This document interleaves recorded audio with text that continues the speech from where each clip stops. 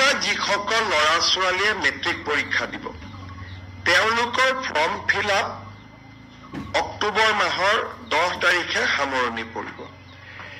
এইবাৰ form fill আপত আমি তেওঁলোকক অনুৰোধ কৰিছো যাতে তেওঁলোকে বেংক একাউণ্ট নম্বৰটো দিয়ে আৰু কেবিনেটে যে অনুমোদন কৰিছে যে 1 নৱেম্বৰৰ পৰা মেট্ৰিক শেষ নোহোৱা পৰ্যন্ত প্ৰত্যেকজন উচ্চতৰ HSLC মেট্ৰিক পৰীক্ষাৰ্থীক আমি প্ৰতি মাহত 300 টকাকৈ তেওঁলোকৰ বেংক একাউণ্টত দিম। এই টকাখিনি তেওঁলোকে বুকস কিনিব পাৰিব, নোটবুকস কিনিব পাৰিব, নিউট্ৰিচিয়াছ ফুড ল'ব পাৰিব।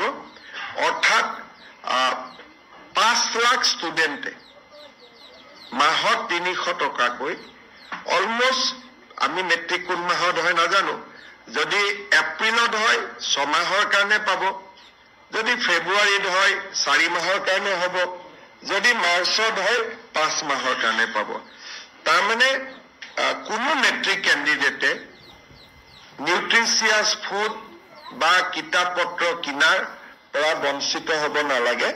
নিজকে মেট্ৰিকৰ কাৰণে প্ৰিপেয়াৰ কৰাৰ কাৰণে তেওঁলোকে 300 টকা লাভ কৰিব প্ৰত্যেক মাহত। আৰু এই আঁচনিটো 1 নৱেম্বৰৰ পৰা কাৰ্যকৰী হ'ব। আপোনালোকে হয়তো ভাবিব যে ল'ৰাবিলাকক ফৰ্ম দিব, নহয়, আমি মেট্ৰিকৰ ফৰ্ম ফিল আপতে তেওঁলোকৰ বেংক একাউণ্ট নম্বৰটো লৈ ল'ম আৰু তেওঁলোকে পোনে পোনে তেওঁলোকক আমি 1 নৱেম্বৰৰ পৰা 300 টকাকৈ দিয়া আমি আৰম্ভ কৰিম।